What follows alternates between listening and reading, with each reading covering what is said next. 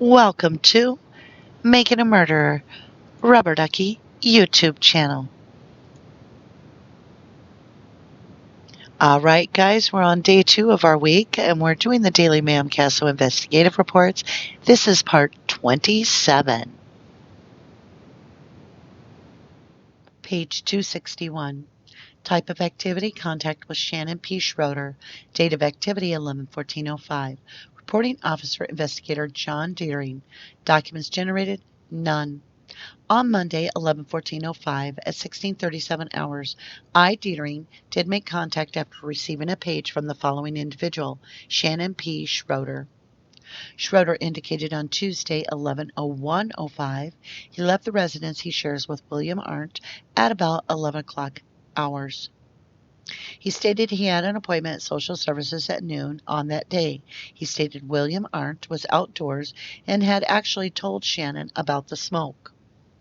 I asked him how he knew this was not on 10/31/05, and he stated he and William had gone to Green Bay on Monday.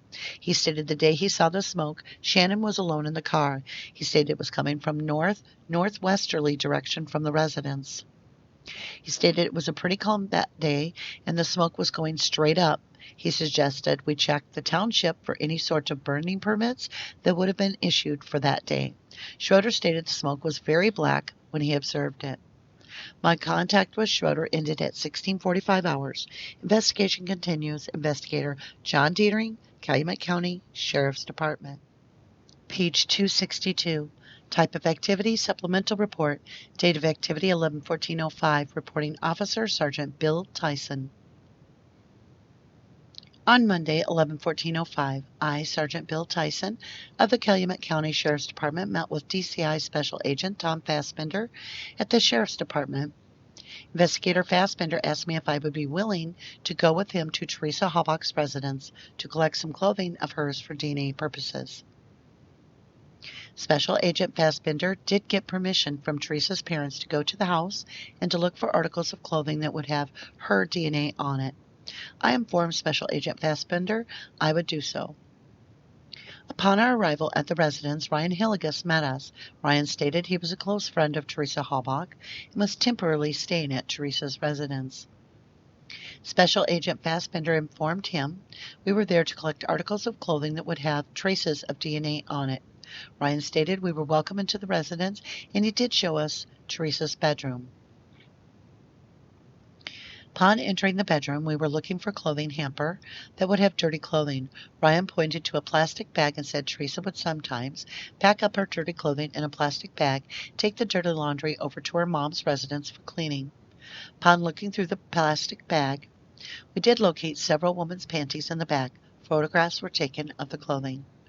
At 16:30 hours, I did collect a brown-colored pair of women's panties from the plastic bag. At 16:34 hours, I did collect a light blue color pair of women's panties, which were located inside the dresser in Teresa's room. At 16:35, I did collect a black and pink striped pair of women's panties from inside the dresser of Teresa's bedroom. At 16:36 hours, I did collect a red and black colored pair of women's panties from the dresser in Teresa's bedroom. We noticed eyeglasses sitting on the nightstand next to the bed, and Ryan stated the glasses did belong to Teresa. At 16:38 hours, I did collect the glasses. We asked Ryan if there were any other locations in the residence where Teresa would have clothing, and he led us to the bathroom. Ryan pointed to the clothes hamper and stated the Page 263. Clothes hamper did belong to Teresa, and only her clothes would be in that hamper. Ryan stated clothes in the hamper were definitely dirty clothing. At 16:42 hours, I did collect a pink-colored pair of women's panties from the clothing hamper. At 16:43 hours, I did collect a black-colored pair of women's panties from the clothes hamper from the bathroom.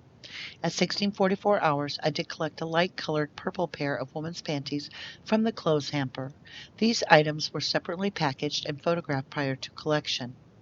The items collected were transported back to the Calumet County Sheriff's Department and placed in a secured locker in the evidence room. Sergeant Bill Tyson, Calumet County Sheriff's Department. Page 264. Type of activity, interview of Barb Yonda.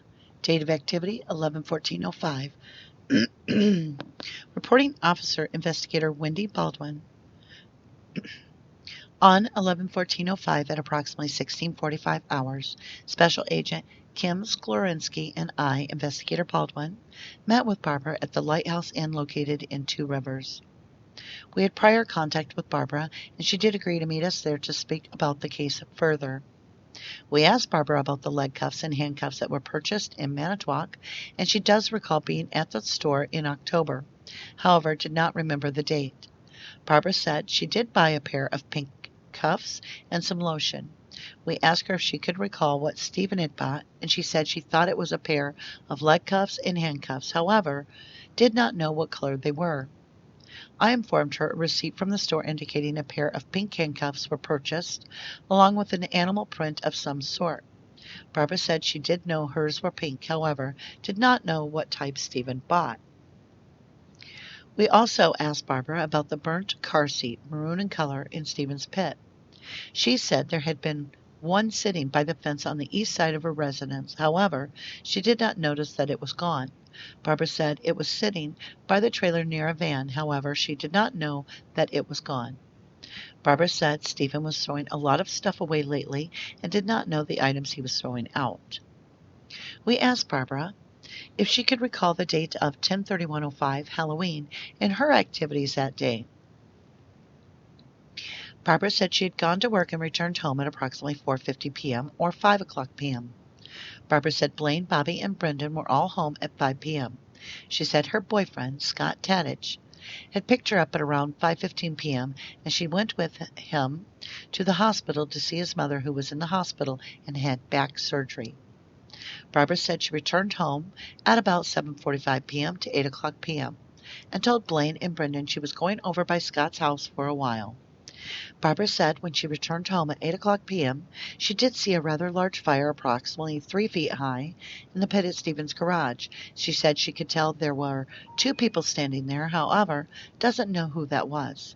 Barbara said Scott made the comment, "Look how big the fire is." Barbara stated she went into the house to tell whoever was in the house at that time that she was going to be leaving for a short time. We asked Barbara about the gray Suzuki vehicle parked by the garage, and she did not notice the car was moved, but knew that it had been sitting on the east side of his garage for quite a while. Page 265. We asked Barbara who the other person may have been that was standing out by the fire, and she said she did not know. However, Brendan did spend quite a bit of time with Steven because he was the only child who did not have a lot of friends at that time, and he did help Steven with stuff around the house. Barbara could not recall the last time Steven had had a bonfire in the pit. However, the last time she had a bonfire at her residence was back in 2004. Barbara said the last party they had was for Bobby. However, they did not have a bonfire at that time. We asked Barbara what Steven usually burns in the pit, and she said usually tires. However, she does not like that because the house gets black when he does that. We asked Barbara if she knew that Brendan had been driving her golf cart, and she said no, she did not know that he was not allowed to use a golf cart. Barbara stated when she returned home around midnight, she did not recall seeing the fire at that time. We asked Barbara about the argument she had with Steven about selling her red van. Barbara said she had disagreed with him putting it in the auto trader because she did not feel she needed to sell it. She was going to keep it for one of her sons who was getting their driver's license. Barbara said she thought it was a waste of money to spend $40 to run an ad for the van. We asked Barbara how much she thought the van was worth, and she said about $1,000. We asked Barbara if she has ever gotten into an argument with Steven, particularly in the last couple of days prior to 10/31/05. She said she and Steven had gotten into an argument, and he had told her her kids are stupid and she needs to spend more time with them and be a mom. Barbara said Steven was very demanding and stated she was doing a bad job raising her kids. We asked Barbara about her son Blaine's relationship with his boss, Michael, and she said it was fine, that he did a lot of landscaping for him and she thought he treated him like a son.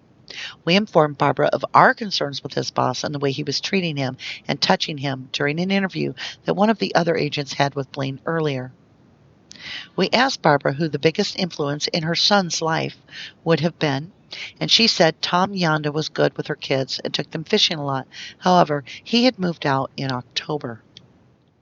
Page 266.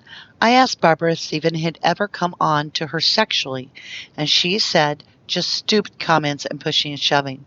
Barbara said she did not feel there was anything unusual or out of the ordinary with her relationship with Steven. I asked Barbara who Steven said the handcuffs and leg cuffs were for. She said he told her it was for Jody. I asked Barbara when Jody was due to be released from jail, and she said March. I asked Barbara if she really thought those items were really going to be used for her, and she said no. The interview with Barbara was concluded at approximately 1740 hours. Investigator Wendy Baldwin, Calumet County Sheriff's Department. Page 267. Type of activity, supplemental report. Date of activity, 11/15/05. Reporting officer, Deputy Jeremy Hawkins. On 11/15/05 at approximately 7:18 a.m., I, Deputy Jeremy Hawkins of the Calumet County Sheriff's Department, continued logging in items that were found at both Steve Avery's property and also Teresa Haubock's property.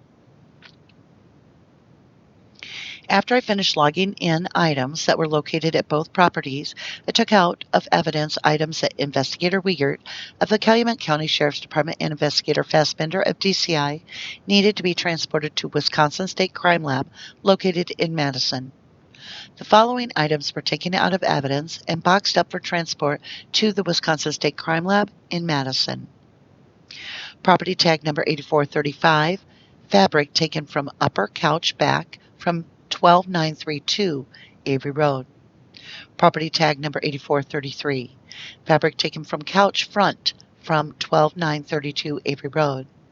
Property tag number 8434, fabric taken from couch cushion zipper end from 12932 Avery Road.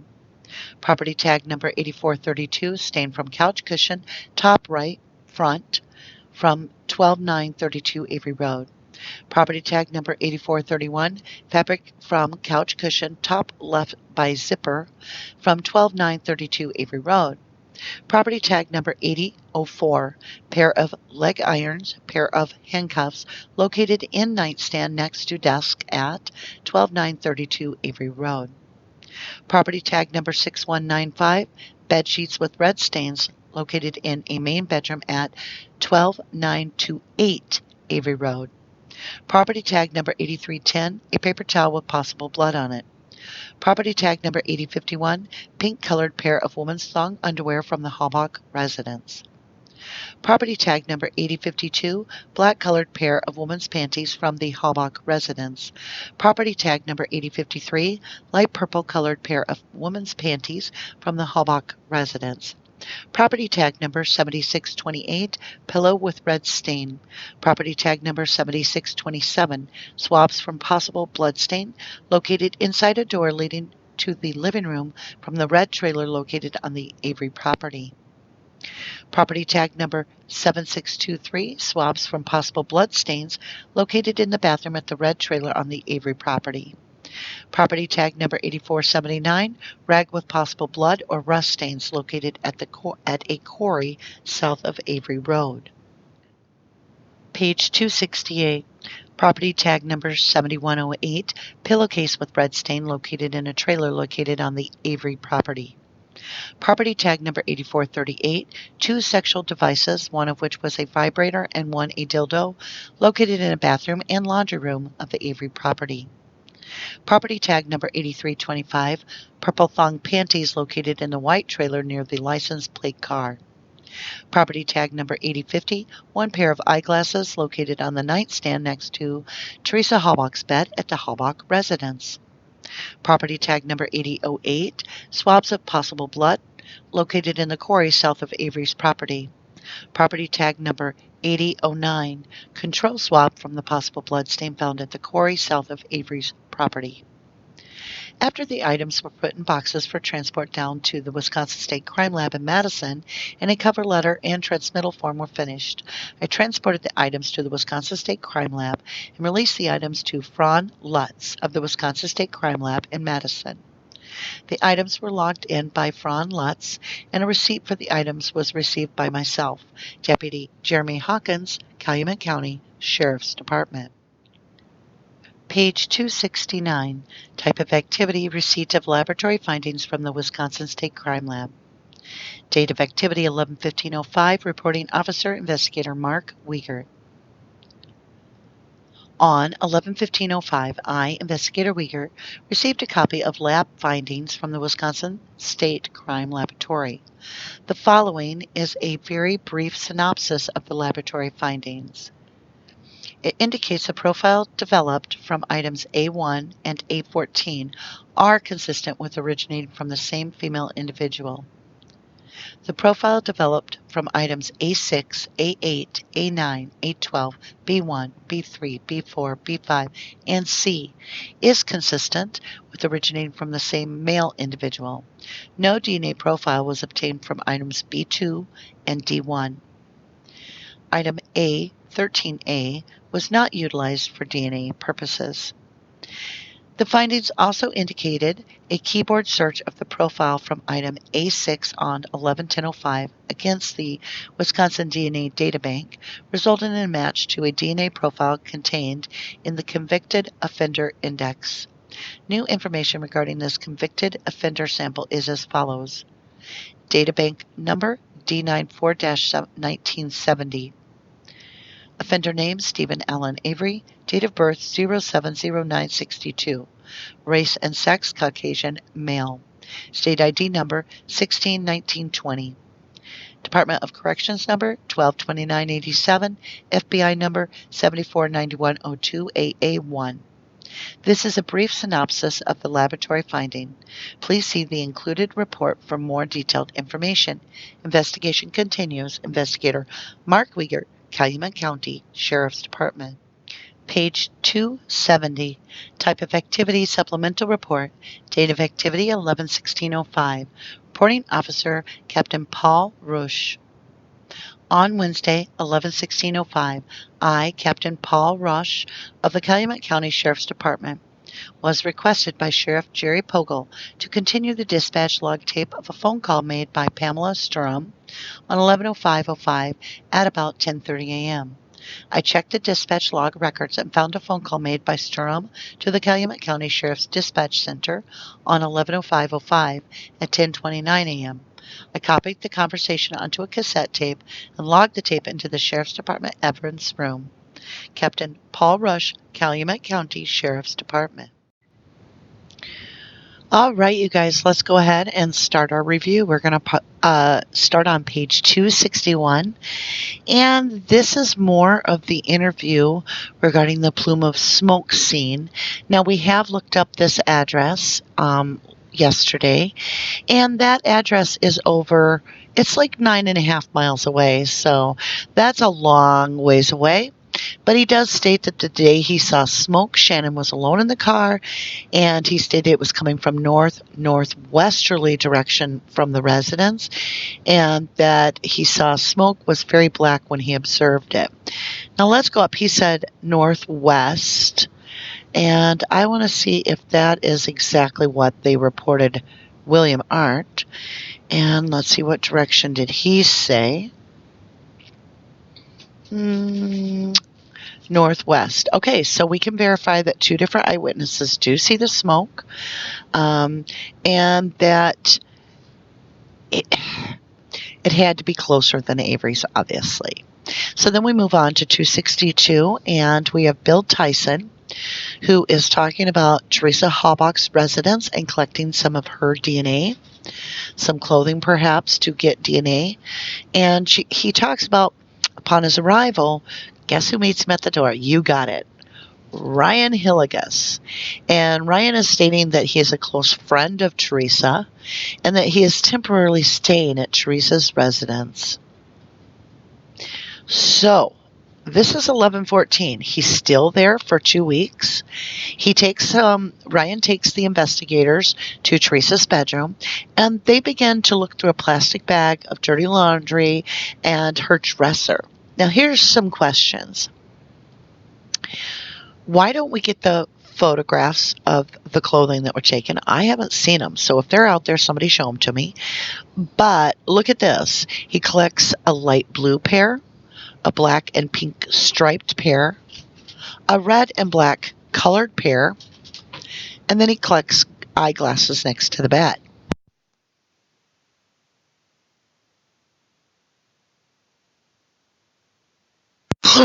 Excuse me. Okay, let's talk about the underwear. There's a few more. That's 3 pair. Let's continue. He talks about a pink pair, a black pair, and a light colored purple pair. So there's 3 here. And then this pair, this brown pair. So 7 pairs of panties. Now, there's 3 of them that are clean, collected out of the dresser. What on earth would you need with her clean underwear? You're there to pick up her DNA. That's suspicious. Why would you take 3 pair of clean underwear? I don't get it. And then let's go to page 264, sorry. We're talking about Barb Yonda. And they're asking her about the leg cuffs and handcuffs that were purchased. And she states that she knew hers were pink. However, she did not know what type Steven bought. And that's what we have, is pink in evidence. So if Steven didn't buy pink, which we'll find out later, we'll research and find out, then that would leave us to believe that the only pair that's in evidence didn't even belong to Steven. So that's something we'll have to check into as we go forward. However, she does give a timeline here, and we want to follow this closely. Barb states that she had gone to work and she got home approximately 4:50 to 5 o'clock p.m. She said those in the house were Blaine, Bobby, and Brendan, and all were home at 5 o'clock p.m. Now, the mother returns at 7:45 p.m. to approximately 8 o'clock p.m., where she talks to Blaine and Brendan. So again, Brendan and Blaine are both home at that time as well. Now, we're only talking 3 hours in here. It just seems coincidental that Brendan is back at the house every time that she comes home. And then she goes on to state that Scott Tadich says, look how big the fire is, and she notices that there were 2 people standing there at a fire, but she didn't know who they were. Then on 265, she goes on to say that they tell her that the golf cart was used by Brendan, and she said she did not know that and that he's not allowed to use the golf cart. And then she states what time she got home. Midnight. And she does not recall seeing a fire at that time. Now, if they're burning a body out there, it's got to be all night. You are certainly not going to be done by midnight. So there's a problem with the fact that this fire was supposedly to burn a body, and it's already done by midnight. Couldn't have happened that way. She also says she and Steven had gotten into a serious argument, that he told her kids are stupid and that she needs to spend more time with them and be a mom. And she also stated Steven is very demanding and stated she was doing a bad job at raising her kids. All right, so I don't think she's, at this time when this girl goes missing, I don't think that Barb's real pleased with her brother coming home and having these kind of opinions. Probably some very mixed and hurtful emotions going on. Barb then is asked about her son's, Blaine's, relationship with his vice, Michael, that does landscaping. And she thought he treated Blaine like a son. However, the police are already insisting that he's touching him during the interview, and that there just seemed to be something, a myth there that they needed to check out, and they wanted Barb to know. And then Barb states that Tom Yonda was good with her kids and took them fishing a lot. However, he had moved out in October. Now on 266, we get Barb said she did not feel there was anything unusual or out of the ordinary with the relationship with her and Steven. And then we go on to 267. And I have a couple questions about the evidence that Jeremy Hawkins is getting ready, that will be being transported later at a different time frame to the Wisconsin Crime Lab. So he's getting it ready and boxed up for transport.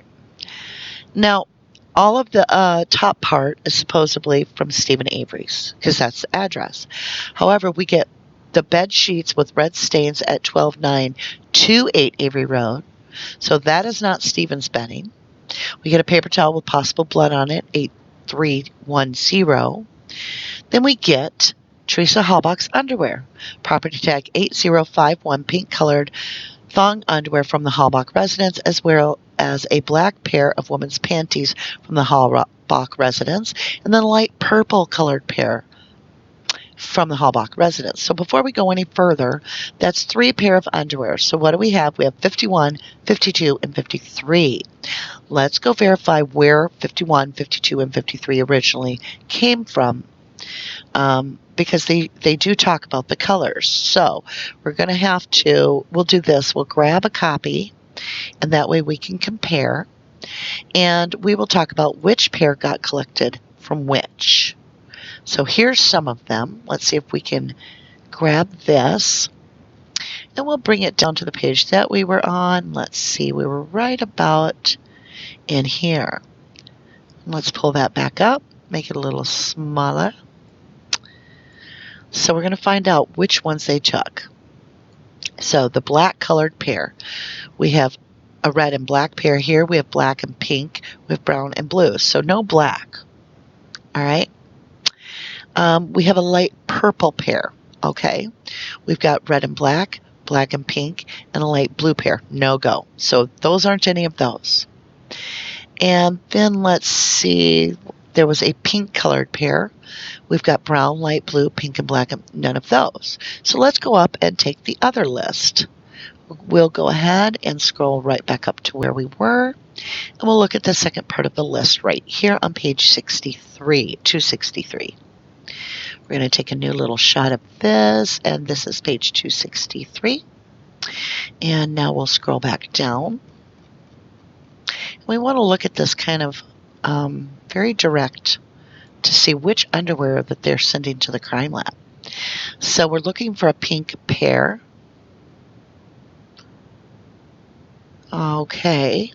We do have the pink colored pair thong underwear from the Halbach residence, and they've labeled it 8051. So pink pair collected from the clothes hamper. So the pink pair checks off. Okay.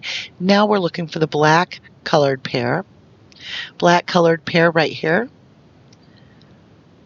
Okay. And it stays from the clothes hamper. So we'll make a little check mark there. So those also would be dirty. All right. And then this last pair was colored light purple. And we get that from the Halbach residence here. And it is also from the clothes hamper. Okay. So what we're getting that they're sending to the crime lab, let's go ahead and grab us a little red tool here. You just want to verify to make sure that we're, that it works. So there's one, there's the other, and where was the pink ones? Right up here. These are all from the dirty laundry hamper. And we'll just put dirty. Oh boy. Not good at doing this mouse writing. So that's supposed to say dirty. So those are dirty, and so that's why they would send them to the crime lab. Now, this pillow with the red stain, they don't say where it comes from here. And then also the rag with the possible blood or rust stains located at the quarry is item 8479. I want to watch that. So they are definitely, and this is the other one, 8310, and this has possible blood on it down at the quarry. So both of those items came from quarries south of Avery's, not at Avery's. Now let's continue. We're on 268. All of a sudden, we have purple thong panties that were located in a white trailer near the license plate car.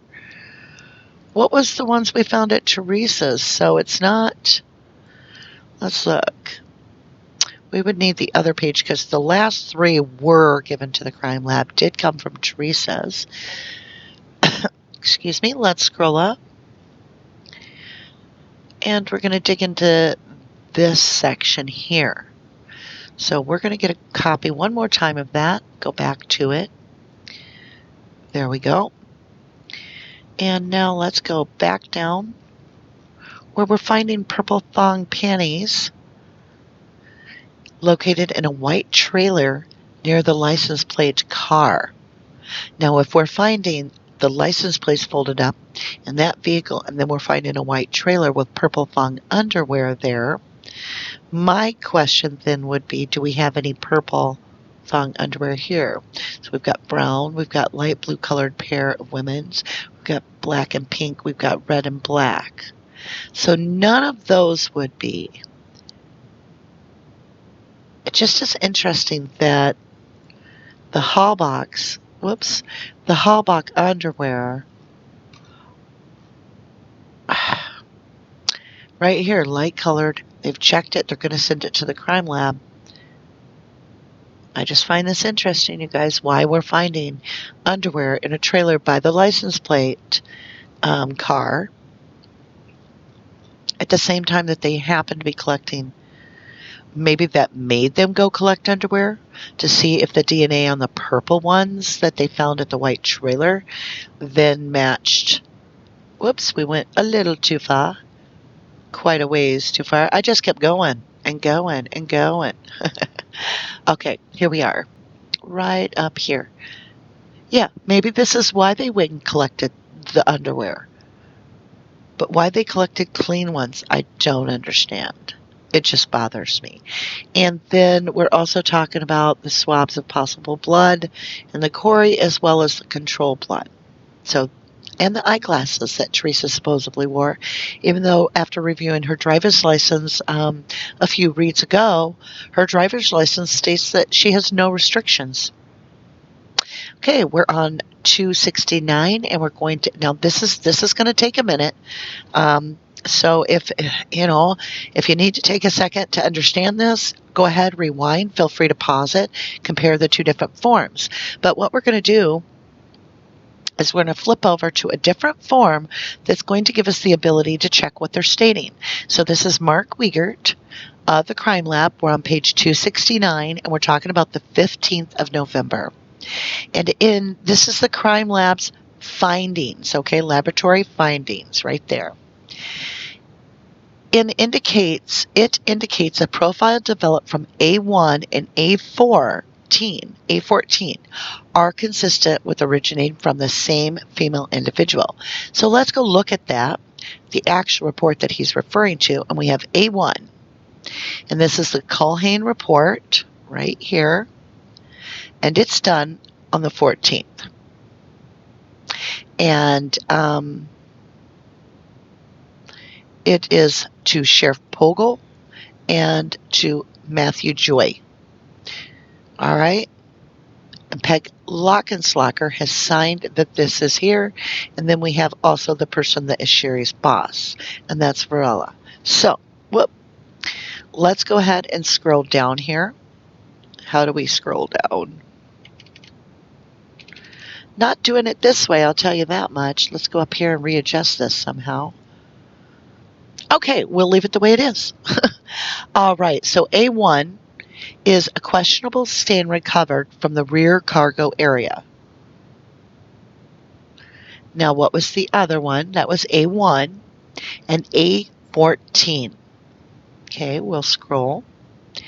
A14, right here. Item A14, right here. 1 wild cherry Pepsi can recovered from the front console. So the cherry Pepsi and the stain in the back would have matched. So the blood in the wrap would match the DNA to whoever drank out of the Pepsi, okay? That's what they've established with this. So this is the Pepsi. We'll just write Pepsi. Yeah. I did not write this a kicky note, even though it looks like it. Okay. And then 814 was the blood. Okay. So there is a match there. It doesn't establish whose blood, but it establishes that the Pepsi can and the blood did match. And then we have the profile developed from A6, A8, A9, A11, B1, B3, B4, B5, and C. So I've used a color code. Everything in blue is considered to be what they were referring to. Okay, so in that we have questionable stain cut from the driver's seat. We have a questionable stain recovered from an area to the right of the ignition. We all are familiar with the little blood squiggly. Questionable stain cut from the front passenger seat. So apparently Steven went to the front passenger seat as well. If this is his blood and he was the one to do it. Or they planted his blood over there. Question stain recovered from the metal panel around the rear passenger door entrance. This supposedly matches Steven as well. Also, B1, questionable stain recovered from the passenger side from the front console. So that's where you have to actually have the passenger door open to be able to look at that. And then the questionable stain recovered from the center console near the rear window button. Interesting that somebody would plant that there. Why would they need to open the rear button? Are they trying to establish that this individual, the suspect, Steven was pushing the rear window button? What would have the rear window button do? As well as questionable stain recovered from the gear shaft, and then questionable stain cut from the back seat driver's side. And then C is one Toyota key attached to the blue ring. You notice it didn't match the Pepsi, which means there's no DNA on there from that individual, which would have been the person that drank the Pepsi, and the blood in the blue RAV does not match the Toyota key. Now, let's go ahead and go back over. Let's find out what items were left. So no DNA profile was recovered from B2 or D1. Let's look up D2. Okay, where is D2? Or did I say B2? Am I looking up the wrong thing? B2. Okay, sorry about that, guys. So yellow is going to be the 2 that they're referring to. We have items BZ, questionable stain recovered from the top of the center console. And then D1 is one red-handled toothbrush reported belonging to Teresa Halbach. Doesn't appear to belong or match either Teresa or Steven, and yet it was reported to belong to Teresa. Why would Teresa's own toothbrush not provide a profile? I'm just pausing because that bothers me. They have the cigarette butts, which is saliva. They have a toothbrush, which is saliva, but they choose not to use that. They went for a soda can. Interesting. So chemical analysis of the reddish-brown questioned stains of items, all the ones that were marked Steven, indicate the presence of blood. And then DNA was isolated from A1, A6, A9, all the way to C and D1. So right here, DNA was isolated on D1, which is this toothbrush. The DNA was amplified using the polymerase chain reaction, PCR method, of the 15 short tandem repeat, the STR, genetic markers, as well as a gender marker. And the DNA profiles were obtained on the list were as following. And when we get over here, they did not obtain one from B2 or D1. Nope. That does not work for me on her toothbrush. I totally doubt that. I just don't understand it. And that's about it. They are recording Pamela's phone call and putting it into the evidence room. So there's wrap up of day 2 of this week. I thank you for joining me. Again, a lot of very serious questions. Why are they collecting clean panties? You know, a lot of good questions. Well, today was definitely a big read for me. What about the smoke? There is just no way that this guy is over 10 miles away and he's seeing these plumes of smoke from Avery's. They had to be closer. I don't doubt that he and his friend did see them. However, 5 miles is the average view sight on a plane for a human being. So I'm thinking within 5 miles. And then you've got item B2, which is blood that does not match Steven, and it does not match Teresa. And then we have, let's see, panties. We're taking clean panties from the victim's home, clean ones, for DNA. I don't get it, you guys. I just don't get this. Seems to me we have some questions why another pair of panties shows up in a white van near the license plate vehicle. Little too convenient. And I don't believe in coincidence anymore. I think of it more suspicious in nature. So thank you guys for supporting us on our channel, as well, of course, Brendan and Steven, and all that you do with your public awareness and as you share throughout your day, and sharing all the things that bring up questions, whether it's my channel or someone else's. I greatly appreciate that, because keeping those guys in the limelight here, or in the spotlight, however you want to call it, it's keeping them safe. So if you didn't do the time, almost screwed it up, you guys. Here we go. Let's do it together. That'll keep me on the straight and narrow. If you didn't do the crime, then you shouldn't do the time. Thank you guys, and I hope you have a wonderful evening. We'll see you tomorrow.